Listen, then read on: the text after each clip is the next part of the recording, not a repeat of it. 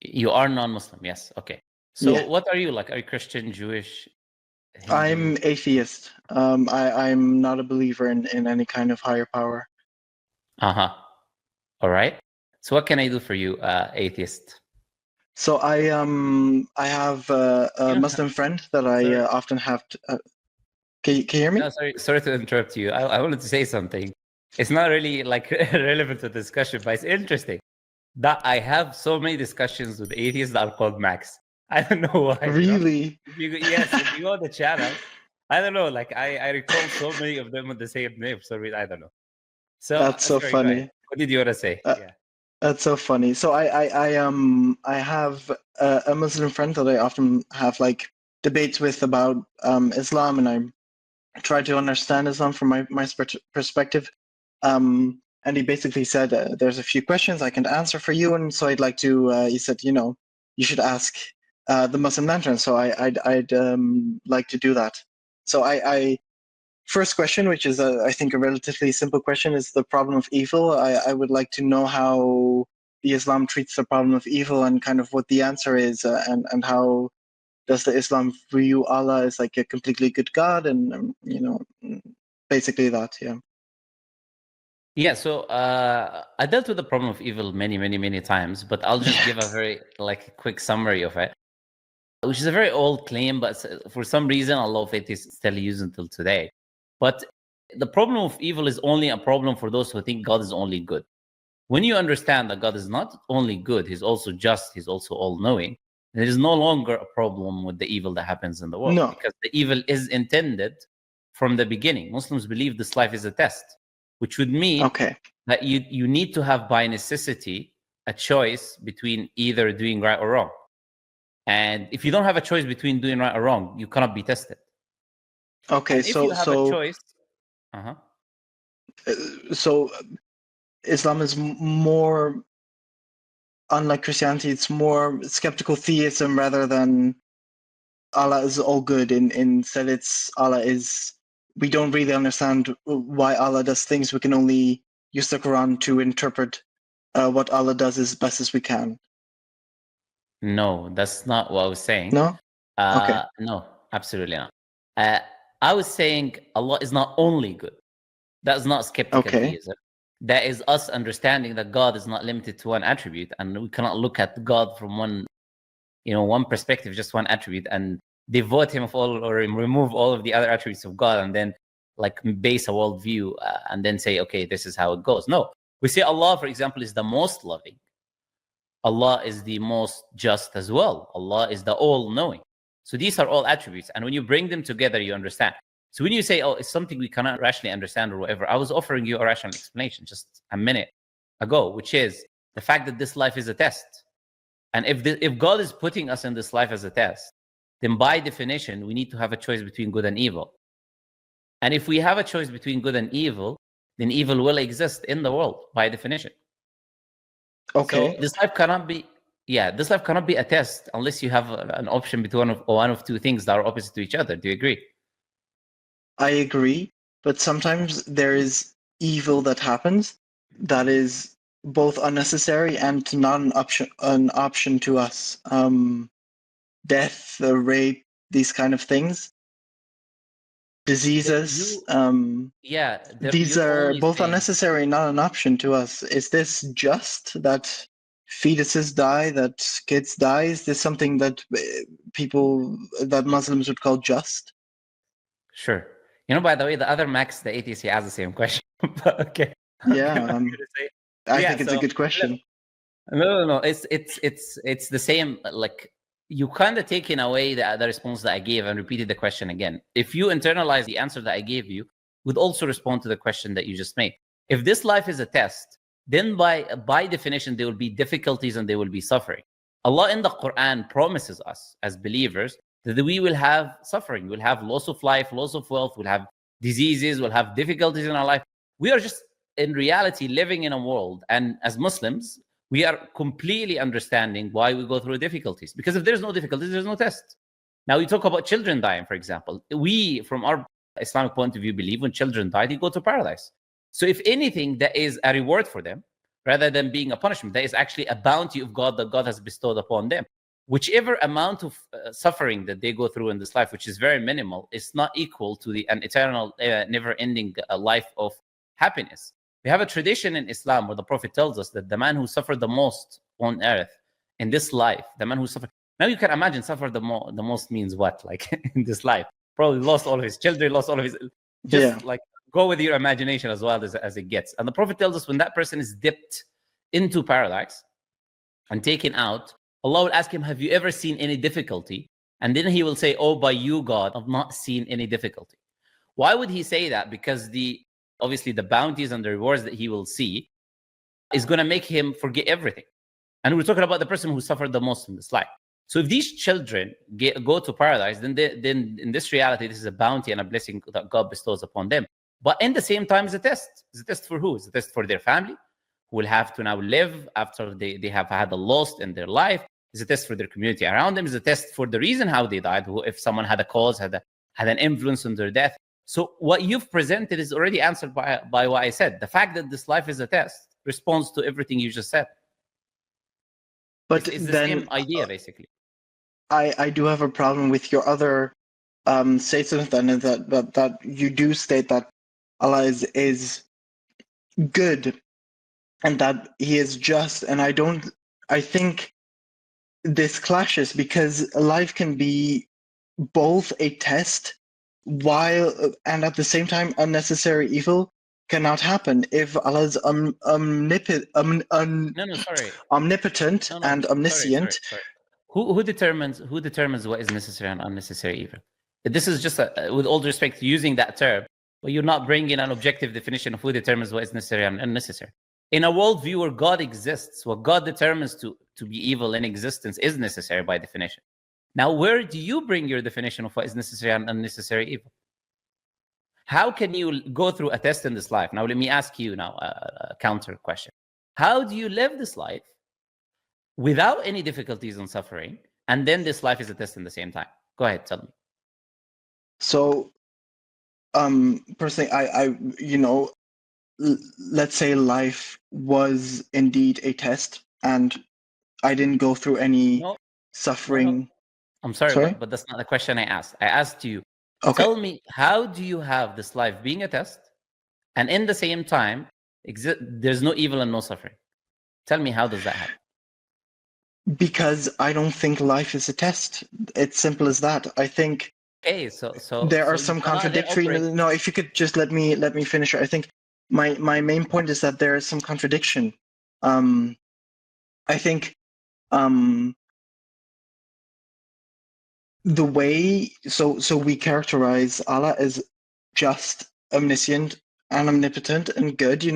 All of these things, but I struggle. If you could explain this to me, I struggle to understand how evil, which punishes those who have done nothing wrong, could exist in a world while at the same time Allah being, all of these things. That is what I don't understand. And this is where I think your argument kind of fails, because it doesn't matter how we justify unnecessary or necessary evil.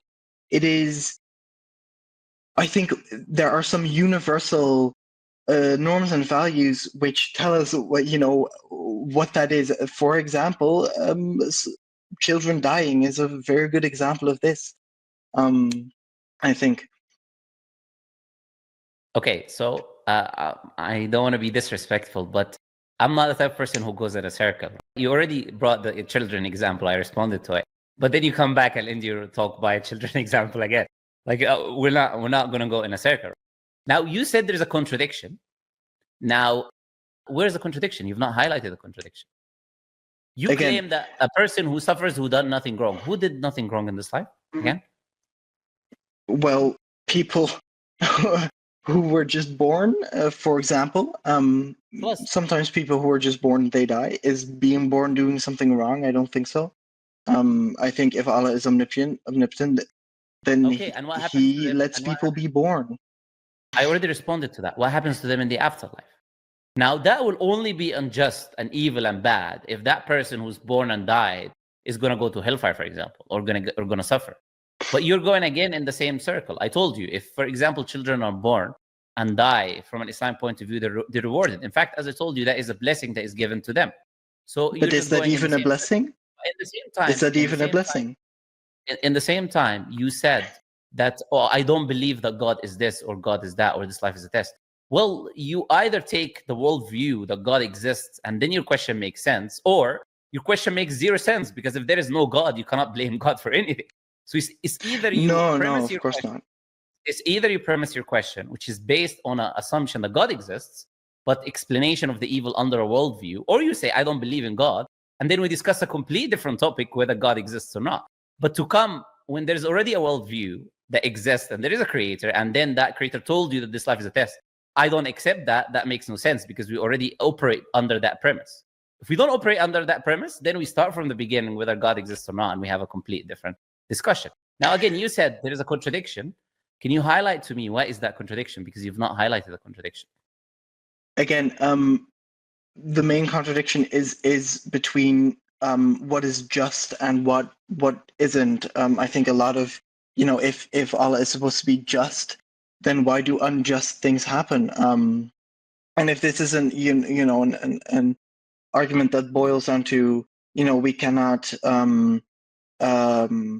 understand the things that Allah does, He is beyond our understanding, then why should we trust that He will give us paradise? And another point is that I don't even think it is just that, let's say, a fetus that goes to heaven, or maybe a baby that was just born immediately goes to heaven. I don't even think this is just, because the point is that you have the option. You have the option of either living a just life and being tested and then, passing this test and going to heaven, or not doing this. And the fact that, these children don't have a choice and get sent to paradise anyway, I don't think that's just. I don't think this is fair. If Allah is indeed omnipotent, why doesn't He just let the children live? Why not? Why not to have them go through the test? That's the point, right? That's the point of life. So this will be the last time I'm going to repeat myself, because as I said, like, if you are actively listening, I've already responded to that question. I told you the death of that child is a test for people other than him. Allah tells us in the Quran, you will have loss of your children. Allah tells us in the Quran, actually, that your children are a test for you. إنما أموالكم وأولادكم فتنة. Your wealth and your children are a test for you. So when you come again, I already told you that, and tell me, okay, I don't understand why the child has to die. I already responded to you and explained to you. Now you come and say, oh, it's not fair and just for a child to go to eternal blessing and paradise, which is the most irrational thing that any human being could say. That God bestowing a blessing upon someone and giving them eternal blessings and rewards is somehow not good. I don't know under what worldview is that is the case. Oh, no, let me ask you a question now to show you how you are. You think you are coming from a position to even make these arguments when you don't have no position anyways. Where do you get just and not just from? You told me, I don't think this is just. This is your personal opinion. We don't care about it. All due respect, of course. But we're not interested in what max one person that I just met today, I've never spoken to before in my life, thinks what is just or what is not just. Can you tell me where is that parameter that you use that is objective to determine what is just and what is not just? Because now you're telling us this is just and what is not just. So tell us where's the objective standard that we are ruled by too, so we can accept your judgment of what is just and what is not just. How do you define what is just and what is not? What is good, what is bad? Where do you bring that from? Tell us. This is, of course, ethics is a very large part of philosophy and religion, and everyone has their personal belief system, just like you. The next question I was going to ask was going to be about the history. It's going. No, let me finish. Let me finish. No, it is going to be about the history of Islam. But no, I'm explaining my position here. No, I cannot let you finish. I assume. I'll tell you why I cannot let you finish. I asked you a question. You just said, oh, ethics is a very large topic and everyone has their personal ethics. But I have another question. That's not how discussions work. You asked me a question. I provided a response to you. You see, it's easy to ask questions. But when atheists are put on the stand and we tell them, okay, you don't have any position anyways to be coming to believers and tell them, oh, this is right, this is wrong. You don't have an objective standard to begin with. So when I ask it's hard to debate you if you don't let me finish. It is very simple. If you do not let me finish, I cannot have a debate with you. It's as simple as that. We're not debating. We're having a discussion. And one thing that you do not do those are different. Yes, of course they are. And one thing you do not do in a discussion, because I allowed you to talk since you came from the discussion. I don't interrupt you. I let you speak. But you cannot avoid the question, move on, and just say some random stuff like this is a very large topic, and then say, I'm going to move on to ask you a next question. That's not how discussions work. Discussions work when I ask you a question, you give me a response, and you ask me a question, I give you a response. Now, my question was, I repeat it again. Once you answer it, you're welcome to ask another question. I don't mind. I allowed you to ask from the beginning. I didn't ask you. You asked me. So I asked you a question. You say this is fair, this is not fair. Where is that criteria that you use? Where do you bring this from?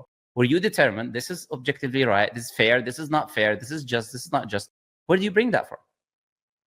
Again, from a multitude of different sources, from your life experiences, from the cultural values and norms of the society that you are born into, or your religion. These are very different. But my point is that there's no objective idea of what is just and what is unjust, but there are a few universal values of what is just and unjust. And this is what I was mentioning before, is that there are, for humans and how we interpret human suffering, there are universal values of what is bad and what is not, what is good. And I struggle to accept the proposition that Islam makes of, Allah is this and this and that, but also this and this thing happens in the world. I still, even with your argument, I struggle to accept that premise. All right, so this is what you just said. You struggle to accept that Allah says this and that, but then this and that happens. Now, let me tell you what this and that is, because I already told you in our discussion. I'll repeat it for my fourth time. The Quran already tells us that we will have suffering in life. So when you say you struggle, that there is suffering in life, when Allah told you there will be suffering in life, that makes no logical sense. Now, when it comes to what you just said, I asked you where do you bring your ethics from, and you told me life experience and society. That is the most subjective thing that you could say. So I'll put you in a time machine now, and will bring you to 3,000-4,000 years in the past where slavery was a part of society. You'll be born, your life experience and your society will tell you that slavery is a very moral thing, happens on a daily basis, and you will live under that. And based on that worldview, then slavery is okay. It was correct in a specific time. Now it's not. So your morality is relative. It's based on the society, the time, and it changes from day to another. And which you yourself just said, there is no objective morality. If there's no objective morality, then on what basis are you coming and saying this is unjust and this is just? You cannot make that claim. If you're operating from a subjective worldview, then it's only your opinion. And I can just say, I disagree with your opinion. And then story is over. But if there is a creator, which is the case, the assumption in the discussion that we were having, then by default, that morality that comes from the creator is objective. So you cannot make the claim, oh no, the religion has this, religion has that. No, if that religion is true and that God exists, then by definition, that morality is objective. It's no longer an opinion like the one you're coming. So if we operate from an objective worldview where we know for a fact that there is a creator, then there is an objective moral standard, and we're not using a subjective opinion of someone who's born in the 21st century telling us what is fair and what is not fair. We're not interested in it. So to put it very simply, you just proved that you have no premise, which is what I was telling you, which is why I asked you a question. You have no objective premise to ask us anyways the question. Why is this just? Why is not just? Well, I already responded, by the way, anyways. But the reason I told you that is because even though I gave you the response, you still somehow think that your worldview entitles you to tell us what we can do and what is not fair and what is not fair, which isn't the case. And now you took your headphones off. I don't know for what reason. But... Yes, I'm. Okay. My head. Can you still hear me? I can hear you. Yes. Okay, good. Yeah, my headphones just disconnected randomly, so I don't know what happened. So So my point was going back to when you interrupted me. I understand that in our premise in the conversation that we had, the premise was that Allah exists and there is objective morality. So I was going to go on to asking you, what is that? How do you define that? But you interrupted me before, so now I will ask this now and then kind of lead into my next question, move on from this topic, to kind of tell me more about early Islamic history, if you know anything about this and the creation of the Quran and stuff like this. I'm very interested in this as someone who studies history. So if you could tell me a bit more about this, that would be very, very nice. Okay, first, I would say I would not appreciate you saying something which is not true and then passing over it as if it is true. Anyone can rewind the video now and they will see I only responded to you when you stopped talking. So I did not interrupt you. I let you finish what you said and you ended your talk about the society and morality and all of that. When you stopped talking, I talked. So please do not play this victim card and like make it seem as if I was like interrupt you mid your speech and I didn't allow you to finish. Also, you asked me the question about there's no need to be arrogant. This is not like you came with a debating mentality. That's why you use the term debate. I don't debate people. I can easily debate and I can easily refute people and make them look like they don't know what they're talking about. It's a piece of cake. I've been doing that for years. But that's not the point. I don't come to do that. I put the title is non-Muslims ask about Islam. I allow people to ask. I give them responses. But there's also a limit when someone is just being arrogant for the sake of being arrogant, in which then they need to understand that they don't know what they're talking about, with all due respect to you. Now, you asked me about objective morality. I already responded. I said to you, under an Islamic worldview, it's very simple. There is a creator. If there is a creator, then by definition, that creator is the one who determines what is right and wrong. We're created by that creator, which means just like you have a phone that comes to you from a manufacturer and they give you a manual that tells you what to do and what not to do with it, because the maker of it knows every detail about it. The creator who created us knows everything about us. Not only that, it knows the future, it knows the past, it knows everything. So that is what makes that creator, that is all-knowing, all-powerful, that is what makes it the final say when it comes to moral teachings, what is morally right, what is not morally right.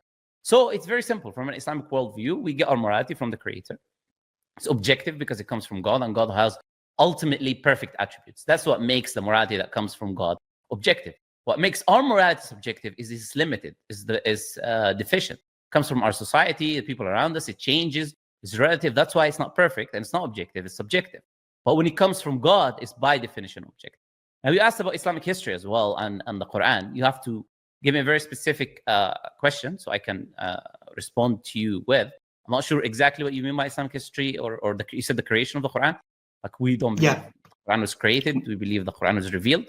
But you can give me a specific question and then I'll give you a specific answer. Okay. No, I was mostly asking about the creation of the Quran, where most of the scriptures come from, who wrote them, stuff like this. Mostly interested in that. Yeah, so sure. So I'm going to respond, but I'll also tell you, if you'd like, after our discussion, there is a video on my channel, which is nearly an hour, which is called The History of the Quranic Text, from its revelation to preservation. So it goes through the whole history of the Quranic text. Now, the Quran was revealed on a period of 23 years. It was not revealed as one book. It's revealed as different verses, many of which were circumstantial. Something happened in the life of the Prophet. Verses came down as revelation, etc. This is how the Quran was revealed. Whenever a verse of the Quran was revealed, it was written down. If a verse was revealed, a chapter was revealed, Prophet had people which we call writers of revelation, like around 50 companions, Uthman ibn Affan, Zayd ibn Thabit, Umar ibn Khattab. We know all of these companions, their date of birth, their life, what their community said about them, have all of this information. Now, those individuals, they were the writers of revelation. They wrote down the Quran when it was revealed from the Prophet ﷺ. It was compiled after the Prophet ﷺ, and it was standardized as a copy by Uthman ibn Affan, which is the copy that we have today. Now we have obviously the Quran carbon dated as well from the first century. The full Quran have the Sana'a manuscripts, which is 15,000 parchments. We have the top copy manuscript, and we don't even rely on the carbon datation. We rely on memorization because the Quran is fully memorized from beginning to end by millions of people, and they have certificates tracing them back to the Prophet ﷺ, word for word, which doesn't exist for any other faith on earth other than Muslims. Nobody else memorizes their text the way we do. Okay, thank you. And then the last question I had for you was, a lot of verses in the Quran now, kind of in our modern world, would definitely be viewed as sexist. How do Muslims treat this? How that women are treated unequally when compared to men. What is your opinion when it comes to this? Okay, so that will trace back to the same discussion that we were having about morality. Sexism, or what is sexist, is defined by a very subjective worldview. Can bring a random lady that tells you this act is sexist. You get another random lady that tells you this is very gentleman-like, same behavior, and she'll tell you that. So we don't operate from subjective worldviews. Plus, we don't say, also, what do you mean by sexist? Let me ask you the question, because you come from a subjective worldview. What is your definition of sexist? And give an example of a verse in the Quran that you say is sexist. Because you say there's verses that can be viewed as that. as far as I know, there was a verse. I sent them to my friend some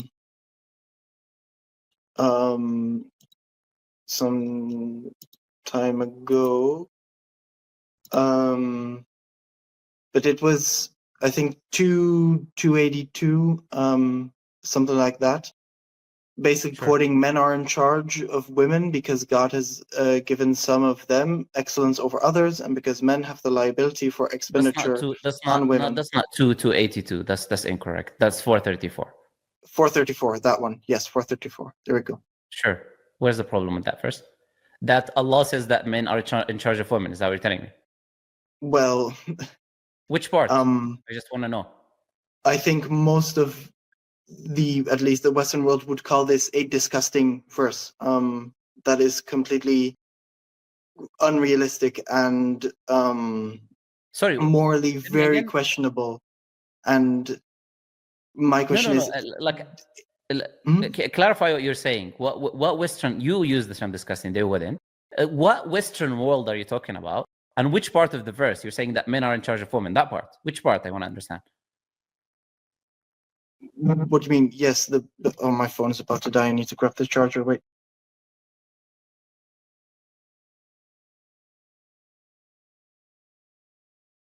So could you repeat your question about the verse, please? You claimed something about the Western world saying that this verse is disgusting or whatever. Now, you're talking about the fact that the verse says that men are in charge of women, correct? This part. Yeah. Now, what religion did the Western world, still most of the conservatives in the Western world until this day follow, and followed in the past until very recently, liberalism, for all human history? What religion were they following? From the time of Jesus onward, or the time of the Roman Empire? What religion was it? Christianity, of course. Christianity. Do you know what Christianity says about the relationship between man and woman? Of course I know Christianity is also very sexist, which is why I'm not a Christian. Sure. So you add no. But this is not about you. This is not about you. You made a claim that all of the Western world is going to describe this verse. So now retract your claim because you clearly don't know what you're talking about. I did not. That Western world. You can go back in the VOD and you will see said the Western world. All of the Western world. What did you say then? I said in the Western world, not all of the Western world. Where in the Western world? Where you are, for example? You know, a more broad societal, values that exist in the Western world. This does not mean that every individual in the Western world has these values, but these are broadly. That's incorrect. So it's not the majority as well. That's also incorrect. To claim is either claim is the majority, or to claim it's the Western world, like this in capital letters. That's not the case. The Bible is very, very, very explicit. It says the head of every woman is man. There's nothing more clearer that you can find like this in the Bible. Also, relationships, even for liberal people, relationships, if you allow me to just finish, even relationships for the liberal people, not for Christian people, there's two types of relationships that people abide and live by. Some people will live the relationship based on a liberal world standard where they will say partnership, which is never a partnership because it is two people. There's always a person who makes a decision in the end. And many people will say, I prefer a traditional lifestyle, even though they're atheists, even though they're agnostic, which is the overwhelming, if you look at studies, it will be the overwhelming majority of women. If you look, for example, Pew Research Institute, they conducted a study and they looked at the most important attributes that women look at when they look at men. And you have atheists, you have agnostics being conducted in these studies, and they would say leadership. So they value leadership in their partner, i.e. the man. You look at the same study done for men, it's never leadership. It's never looking for women to lead them because that's not the case. Maybe you like women to lead you and tell you where to go and what to do. But the overwhelming majority of men that are actually men, they are in charge of their household. They are the man of the house, and they also have responsibilities like taking care of the household, providing for their families, protecting them. Misogynistic pseudoscience, and I am incredibly disappointed that you believe in this. It is misogynistic pseudoscience, and if I had a napkin around me, I'll bring it to you, but I do not have a napkin around me. People, I apologize. please, I don't have a napkin. If you feel bullshit, misogynistic pseudoscience, it's so bad. It's so bad. No, not most Western women want. So that is your argument as an atheist. Come on, man! Like, it's so bad. bull, whatever it is, because I don't use these words, is your argument essentially. It's a very strong argument, but I will let you go here. Okay, Max.